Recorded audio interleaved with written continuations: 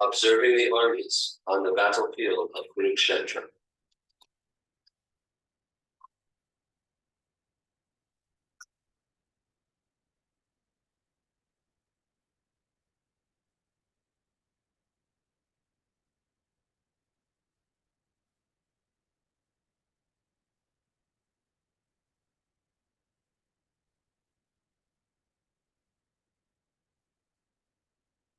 O Sanjay, what is happening with my sons and the sons of Pandu since they assembled at Kurukshetra for battle? Maharaj, after looking over the Pandavas' military formation, your son approached Dronacharya and began to speak. Acharya, behold the vast Pandava army, so expertly arranged by your intelligent disciple, the son of Drupad. In this army are many heroic bowmen equal to Bhima, Arjuna. Great fighters like Yuyudhan, Virat, and Drupad. There are also powerful fighters like Drishtaketu, Chekitan, Kashiraj, Purujit, Kuntipod, and Shaika. Look, there is Yudamanyu, the powerful Itamoja, the son of Kubhadra, and the son of Draupadi. All these warriors are powerful chariot fighters. But for your information, O best of the province, let me tell you about the warriors who are especially qualified to lead my armies. They are personalities like your good self, Bhishma, Karna, Kripa, Ashwatthama, Vikarna, and Bhurishvara. They are always victorious in battle. And there are many other heroes who are prepared to lay down their lives for my sake. All of them are well equipped with many weapons, and all are experienced in military science. Our strength is immeasurable. We are perfectly protected by grandmother Bhishma, but the strength of the Pandavas is limited. Everyone must now give full support to Bhishma while standing at our strategic points of entrance into the province of the army. Sanjaya speaks. Then Bhishma blew his conch shell very loudly, like a roaring lion, which gave Yodan joy. Bhishma was thinking, victory or defeat is in the Lord's hands, but I'll do my duty as a Kshatriya and give my life. And now that I've blown my conch shell, Krishna will respond by blowing his conch shell, which I long to hear. After that, the conch shells, drums, bugles, trumpets, and horns all suddenly sounded, and the combined sound was tumultuous.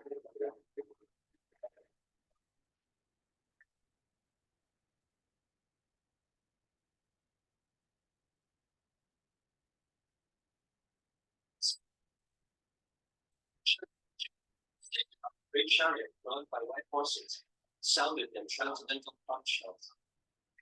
Krishna blew his conch shell of Pachijanta through the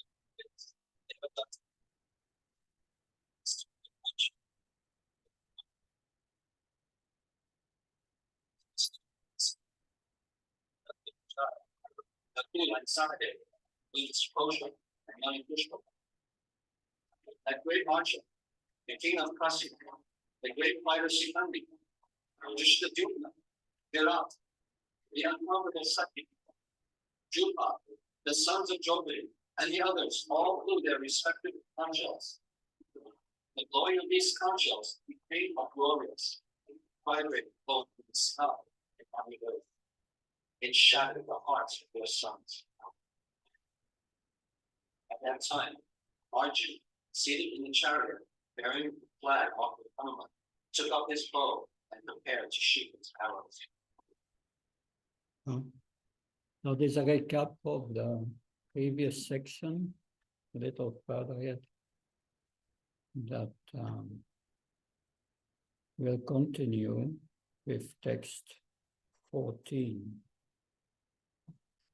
Mahyanati Manusya, Sanamslaslakan, Sakshan Militam Yena, Tasmai Sigove Nama, Namam Vishnu Padai Krishna Prastana Vittali Srimat E Bhakti Vedanta Swami Namini, Namaste Saraswati Devi Gauravaini Kacharani, Nirvishesha Srinivadi Kaskachani Vasakani, Srila Prabhupada Ki. So text 14. Om Namo Bhagavate Vasudevaya. Om Namo Bhagavate Vasudevaya. Om Namo Bhagavate Vasudevaya. Om Namo Bhagavate Vasudevaya.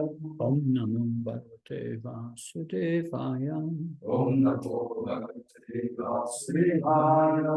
Tatasvete Yukte Namaste. Matisya Danishtika Madhava Panavasheva Divya Sankha Pradamatu.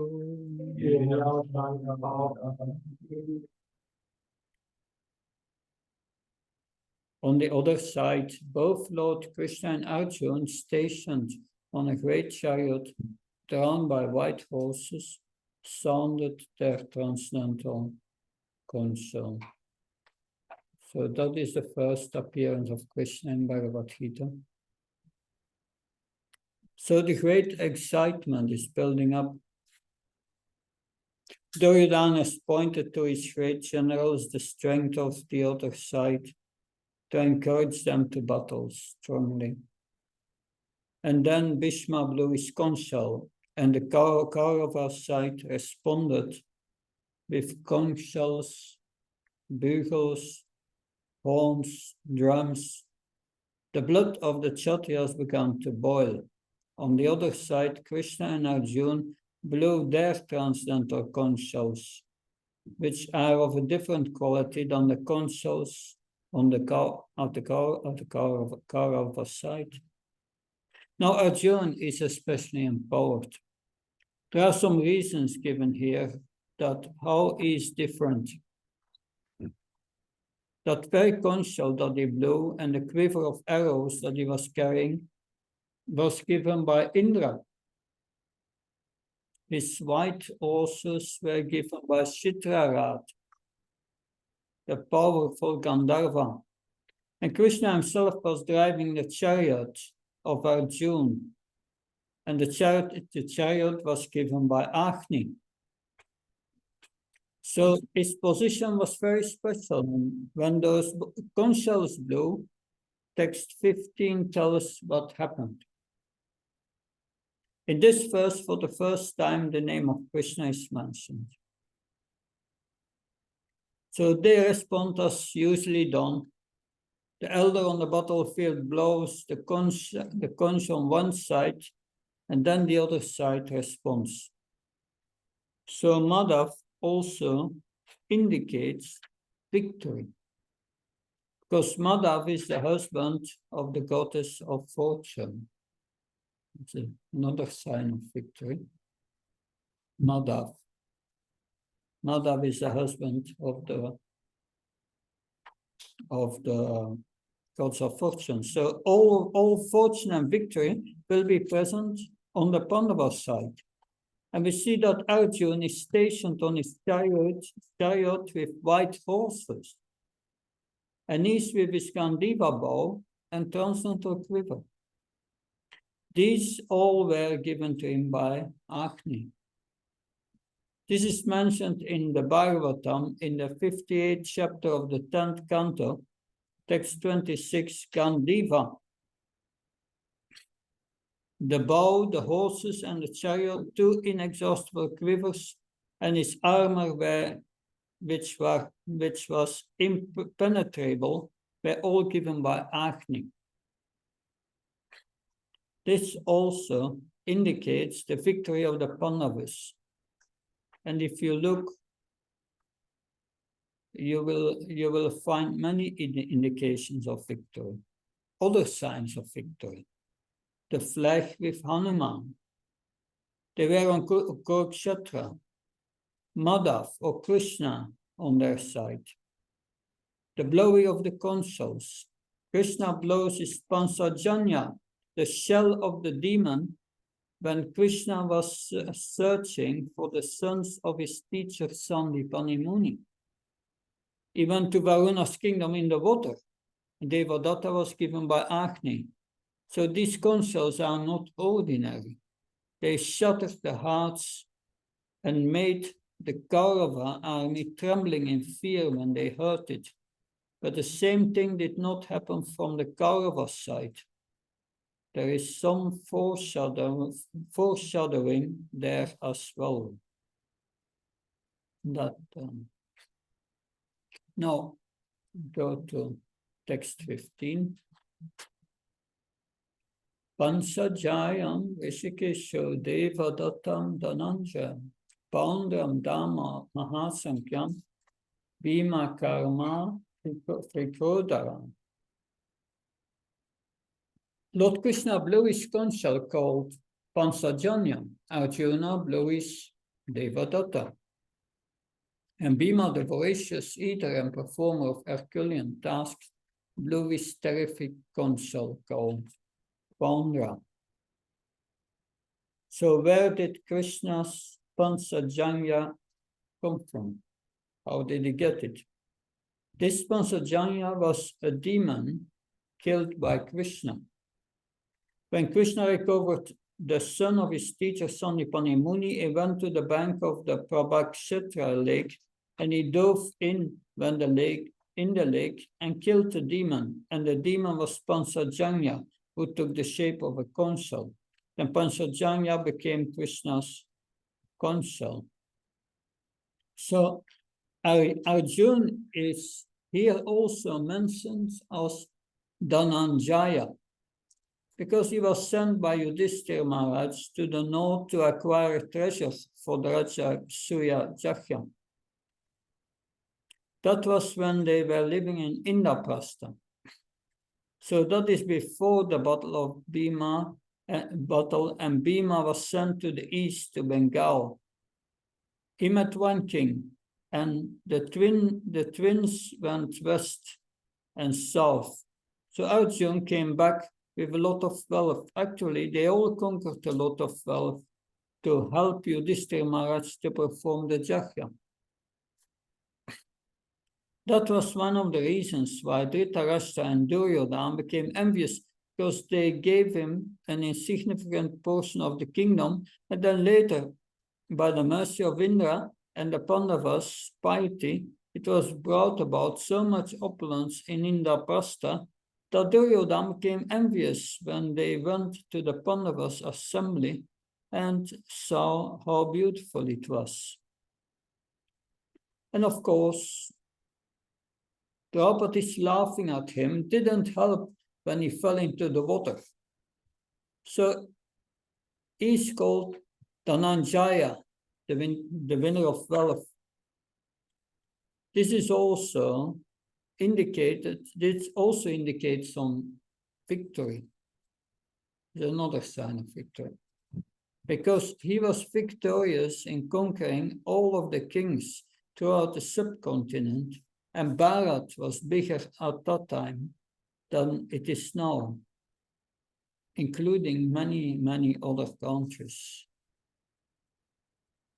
Text 16, 18.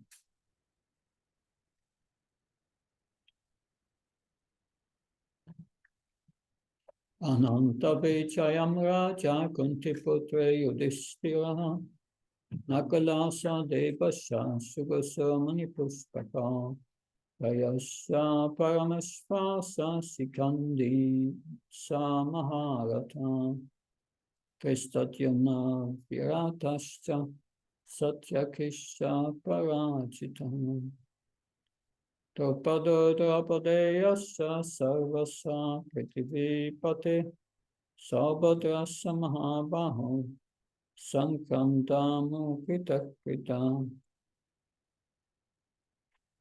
King Yudhishthira, the son of Kunti, blew his conch shell, the Ananta Vijay. and Nakula and Sade blew the Sugosa and Manipushpaka, that great archer, the king of Kashi, the great fighter Sikandi, Tristadyumna, Virata, the unconquerable Satyaki, Drupada, the sons of Draupadi, and the others, O king, such as the mighty armed son of Subhadra, all blew their respective consuls. There is a hint given here by Sanjay. He knew the future. Only those whose consuls' names are mentioned, these are the ones who survived the Battle of Kurukshetra. And Satyaki also survived, and also Bhishma, because he's unconquerable. That's interesting. All those whose consuls are mentioned, they will survive. All the others will die. But not many remain there. So there is some indication here. Certain persons get their consuls named, and certain persons do not. The one who have their consuls named actually lived and survived the battle, whereas the other ones who were just mentioned, they also blew their consuls. They all died, except for one person, Satyaki, because he was unconquerable. So Srila Prabhupada seems to echo this idea in his commentary. He writes, beginning with the grandsire Bhishma down to his grandsons Abhimanyu and others, including kings from many states of the world, all were present and all were doomed. The whole catastrophe was due to King Dhritarashtra, because he encouraged the policy followed by his sons. That now we have 19. That just a moment.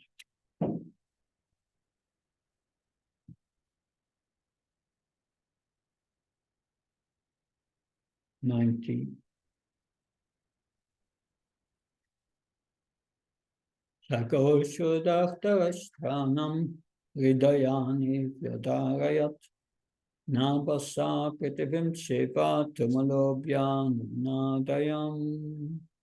The blowing of these different consuls became uproarious, vibrating both in the sky and on the earth.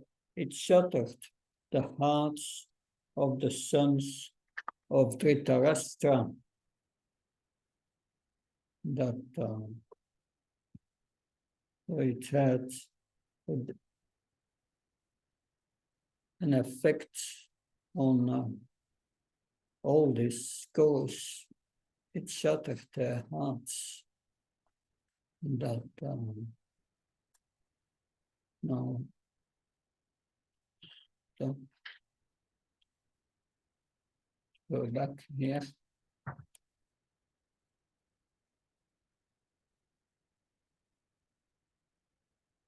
Lowering of the consul. Okay. Now Arjuna's chariot is marked with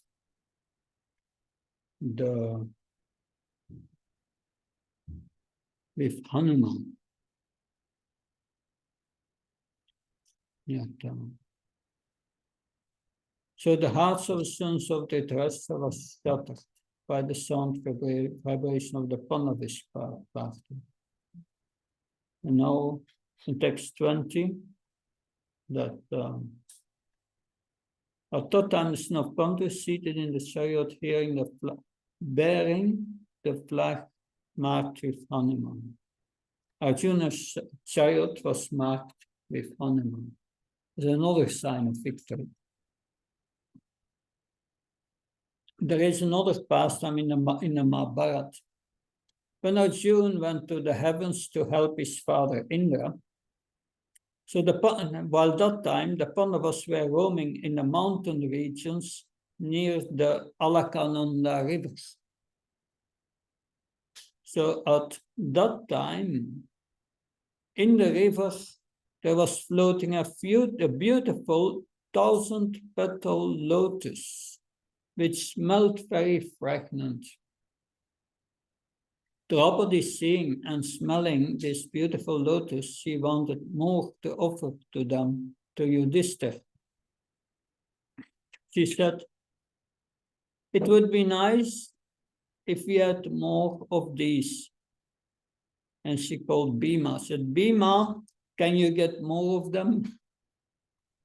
You go upstream the river to the mountain and find more of these lotuses. Please find them. But no mortals were allowed in this place. Of course, Bhima did not care about that. Anyway, he was jumping up the mountains and he was roaring and ripping up trees along the way and scaring the lions and tigers who were there. And then he came to one pathway where there was a huge monkey lying there.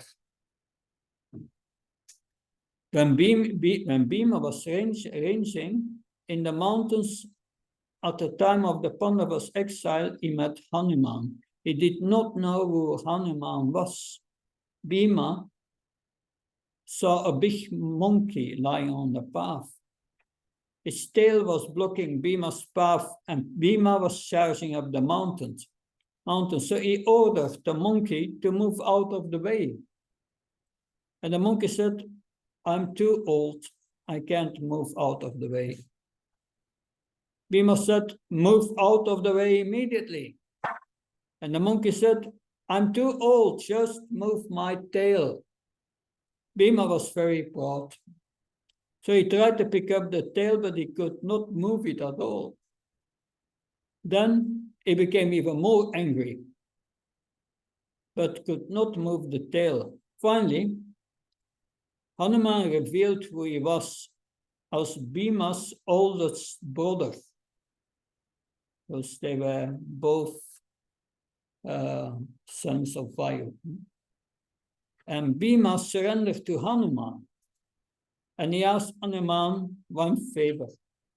Please show me your big form when you were crossing over to Lanka. And then Hanuman began to grow bigger and bigger.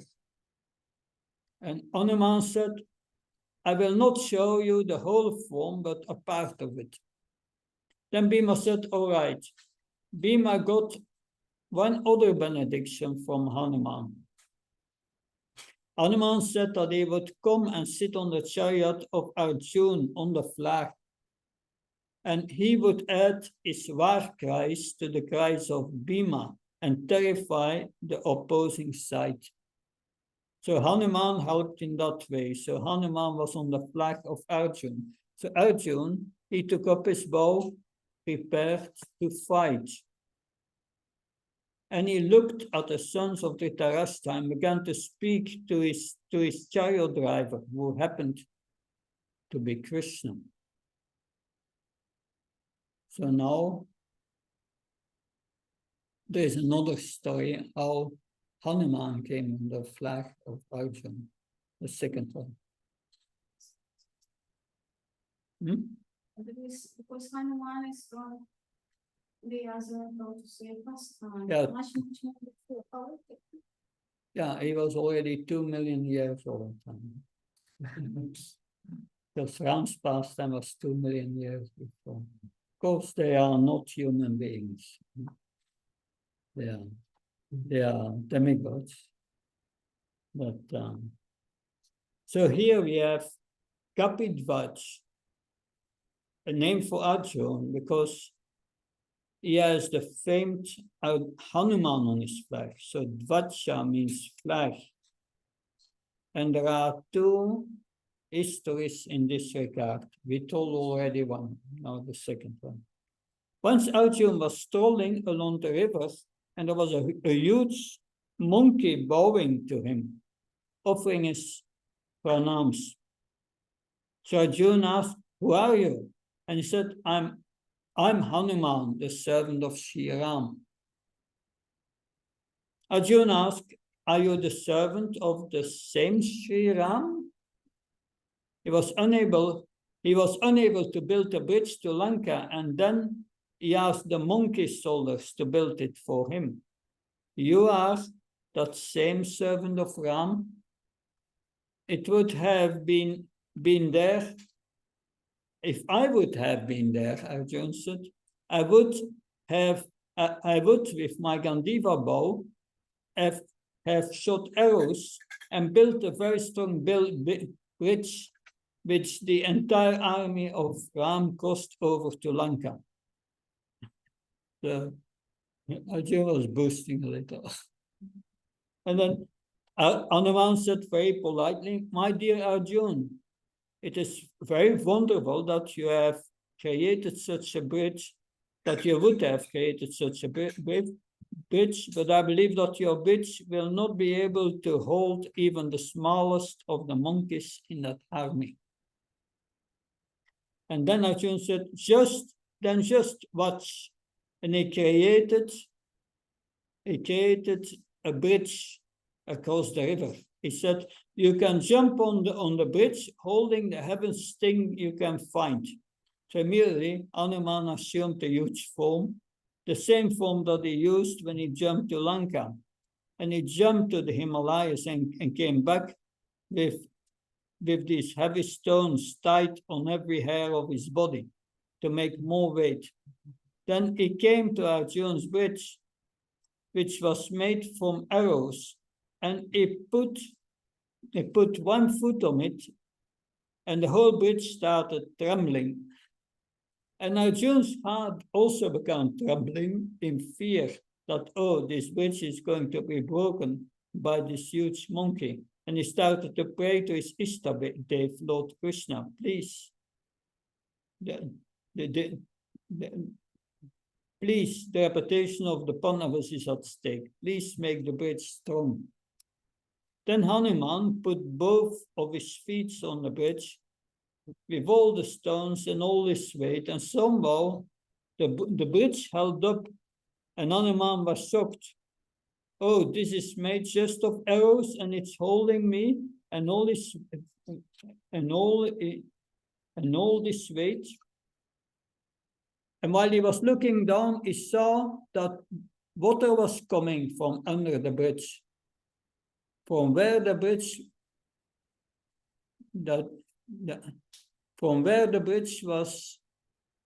was there, some blood was seen in the river.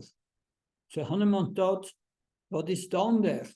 He jumped off the bridge and he looked, and then he saw his worshipful Lord Sri Ram holding up the bridge with his back, with all the arrows coming into his back, creating blood. Then Hanuman said, oh, my worshipful Lord Ram, you are holding the bridge?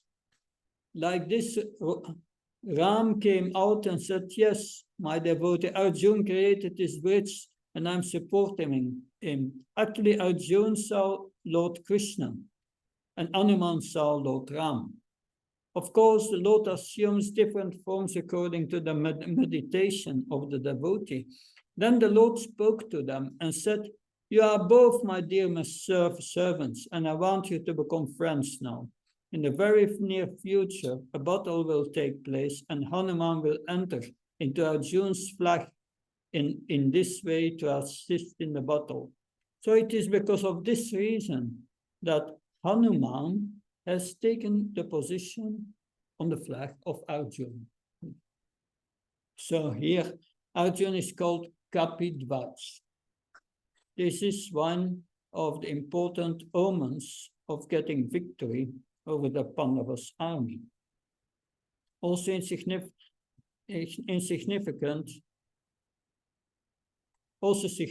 is the fact Danu Udyamya Pandava. Arjuna at this point picks up his Gandiva bow and is ready to fight.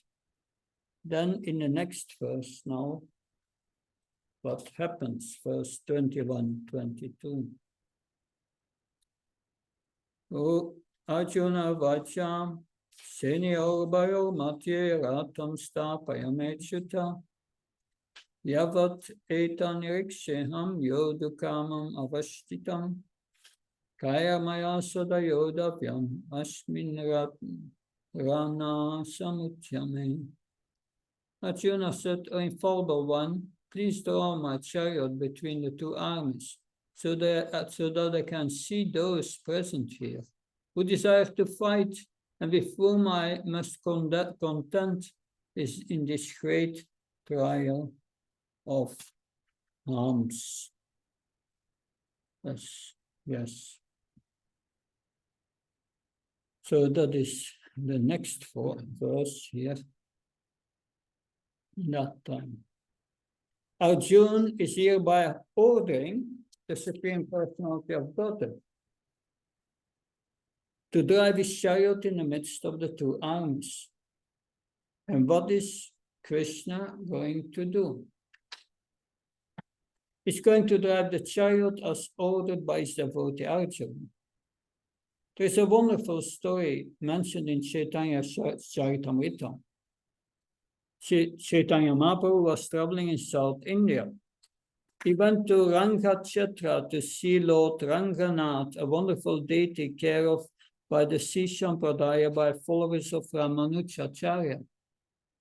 While he went to the temple of Ranganath, he saw one poor illiterate Brahman reading the Bhagavad Gita, but he was not really reading the Bhagavad Gita, he was trying to read it, and he was pronouncing all the words improperly.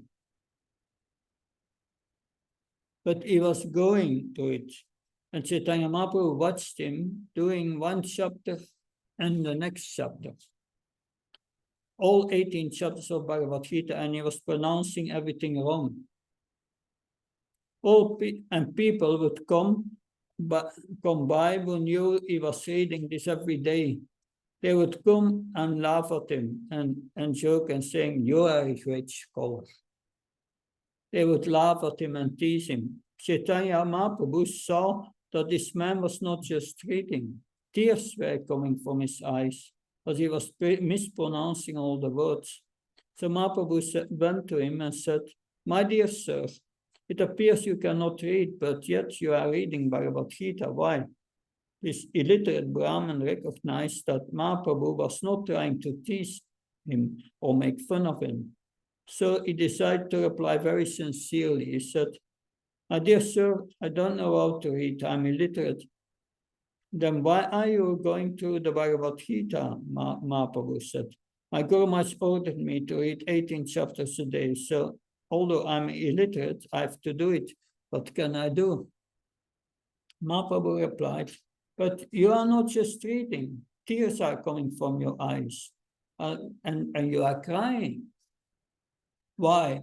The Brahmin explained, "Although I cannot understand the Bhagavad Gita very well, when I hear these words, I think of a picture of how Krishna, the Supreme Personality of Godhead, is taking the position of his chariot driver, his devotee Arjuna. And when I see how Krishna is Bhakta Vatsal and so dear to his devotees, that he is serving his devotees. And I see that picture before my eyes. When I see that picture before my eyes, my heart melts and tears are coming from my eyes. And when Mahaprabhu saw this, he immediately embraced him and said, "You really understand Bhagavad Gita." So anyway, Arjuna said to Krishna, "O infallible, please draw my chariot between the two armies so that I can see those present here who desire to fight, with whom I must contend in this great trial of arms." It wasn't that Arjuna was afraid, because Prabhupada mentioned that he desired to see all those who joined the army of Duryodhana, as it must have been birds of the same feather like Duryodhana. It was an open secret that Duryodhana wanted to usurp the kingdom of the Pandavas by evil plans in collaboration with his father Dhritarashtra. Therefore, all those who joined the side of Duryodhana must have been birds of the same feather. Arjuna wanted to see them on the battlefield before the fight was begun, just to learn who they were. But he had no intention to propose peace negotiations with them. He wanted to see them to make an estimate of the strength he had to face. Although he was quite confident about his victory, in the commentaries of the previous acharyas, you will see your friends and make friends like one falls in love with relatives and friends. That's what Krishna says. And Arjuna responds, no, I just came to see and estimate the power of their army and to see what is actually going to assist the evil Duryodhana. Duryodhana is then, who is of the same feather as this evil person, Duryodhana. The name Asyuta means infallible. Other than the fact that Krishna does not fall down, it means that he is infallible in his love and affection for his devotees. So this word Asyuta indicates Vatsalya Bhav. Prabhupada writes, he never fails in his affection for his devotees. So thus he is addressed here as infallible. So Krishna is Bhakta Vatsal. This is most important quality. So Krishna is Bhakti Vatsal. An important point here. That could be a question for example. Why is Krishna Bhakti? Why is Krishna called Bhakti Vatsal or something like that? This is his most important quality. So Vatsa means chest. Vatsa means also calf. La can be revived from Lati, which indicates Rakshati or protection. So it indicates that Krishna embraces to his chest Arjuna in loving embrace of affection and protection. So it can mean he who brings his devotees near to him and gives them total protection. Therefore, Krishna is called Asyuta. He denotes the Lord's Bhakta Vatsal quality. So Prabhupada comments in the last paragraph that of this verse. I will read it for you.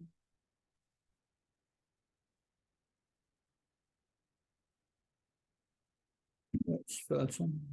Nearly at the end.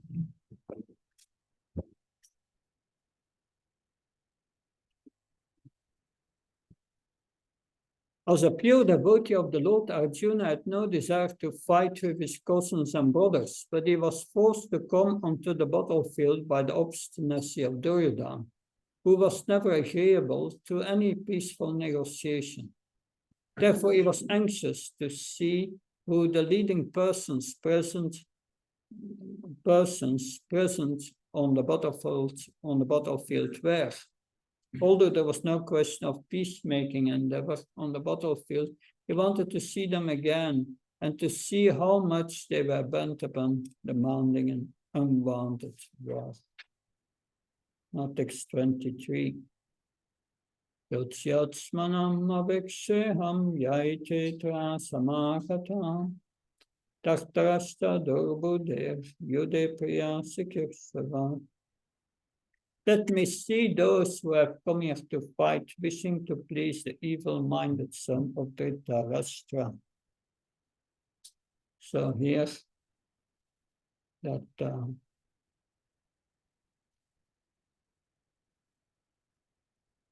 so now, just see what happened. The armies are ready. The trumpets and bugles drums have sounded. Everyone is completely excited, ready to fight. Arjuna has picked up his bow. In text 20, he's picking up his bow and is prepared to shoot his arrows. And suddenly he's saying, let me see.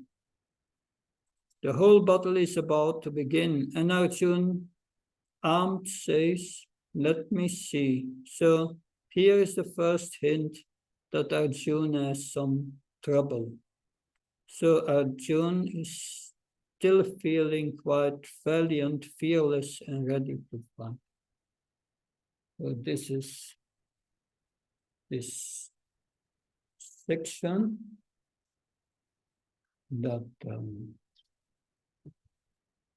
so a little recap of the main points. The transcendental sound of the consoles of Krishna and Arjuna indicate victory. Victory is sure for the Pandavas because Krishna is on that side. In text 15, the word Rishikesh is used. Krishna is Rishikesh. He is the owner of the senses. He directs the senses in terms of surrender to the living entities. In case of a pure devotee, like Arjuna, he directly controls his senses. The blowing of the consuls of the Pandava army shattered the hearts of the sons of Dhritarashtra, but not the hearts of the Pandavas. This was due to the Pandavas' confidence in Lord Krishna's protection. And then we heard about Arjuna's flag marked with Hanuman and two stories how Hanuman came on that flag. And Krishna's personal presence on Arjuna's chariot, together with this flag, Hanuman are assuring Arjuna's victory. And then we see Krishna and Arjuna on the chariot. Arjuna is ordering Krishna, put the chariot between the two armies, and Krishna is serving his devotee, Bhakta Vatsal, that it takes personally care of his devotees. And then we came to the point that Arjuna wanted to see who is supporting the evil Duryodhana. So this Bhakta Vatsala, Krishna is with us, and that gives us an assurance of protection. Why we will hear that at the end of the Gita, Machita Sarvadurjana, Krishna says, if you think of me, you will be able to overcome all obstacles of material life. 1858. And we have heard of Bhima's meeting with Hanuman from the Mahabharata. So yes, of course, Bhima is a special. Bhima is also called a voracious eater. He could perform Herculean tasks in his fight with Hidimba, the man-eater, Rakshasi, man-eater. Also many stories about Bhima in the Mahabharata.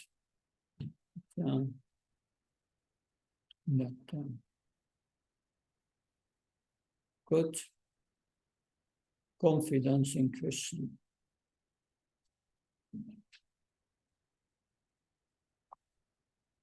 So Krishna is our servant, but we are the servant of Krishna. That's reciprocal. Right. Any questions? Bhakti was that Krishna everyone he is the one who brings the Buddhism and protects them. Is that the definition of Bhakti? But Vatsal means it refers to a cow who is taking care of the calves. Vatsal. So the Supreme Lord acts with affection for his devotees. and guides them. That is always affectionately inclined to his devotees, especially his pure devotees. That his affection will never fail his devotees. Yes. One of the four signs was that Krishna was on the Pandava side. Yeah. So have Krishna on your side. Better than the enemy of Krishna. But of course, being on the side of Krishna is also demanding. You have seen the Pandavas. That is demanding. That, yes, But both temples are the please. both temples are the world temples. Yeah, because both they were the dependents, of the sons of Bharat. That and normally it was Dhritarashtra who had to become the king because he was the eldest, and Pandu was the second.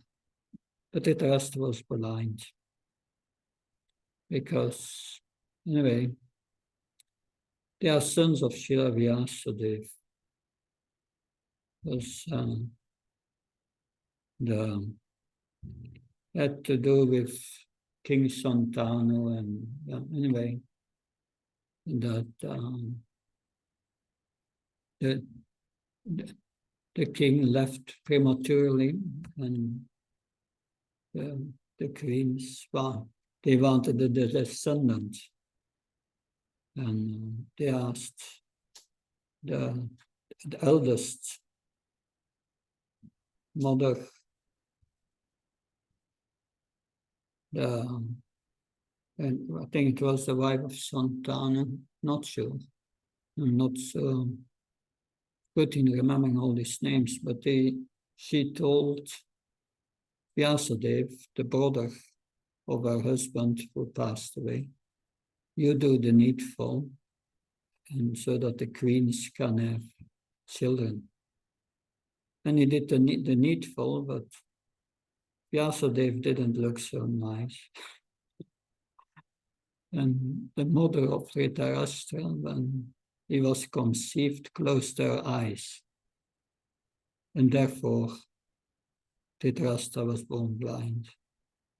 And in the second queen, there, the queen became very pale when she saw Vyasadeva. And then Pandu was conceived, he was completely pale white. Anyway, these stories are all in the Mahabharata. You can read all this, and these intrigues. Because Queen Kunti and Madri, that were the Kunti and Madri were the queens of Pandu. But Pandu was cursed. Anyway, there's a whole story. You can read it in the Mahabharata. But therefore, Pandu died untimely. And so many stories. But it's good to read also the Mahabharata. Because by reading Mahabharata, you get acquainted with the spiritual culture, which was at that time practiced. And it has stories. It's made for the Sudras, for us, and easy to understand and read. But it's nice. They are all in the database, Mahabharata. That's nice. Yes. Which version is written? Krishnada's version? I read many versions. Krishna Dharma is one. I read it also in French, another summary by a French devotee scholar who wrote it. And then, and there's, but there are other translations. But of course, we have to be careful that we are reading authorized versions. But yes, you have also films on the Mahabharata, which are free available in Hindi. You can learn Hindi also from that. But it's interesting that sometimes we want to see films or something, look at these things, but not always. It's always interesting. Good, thank you. Then it's now 5 to 12. We reconvene at 12:15 for the next session. Thank you. You-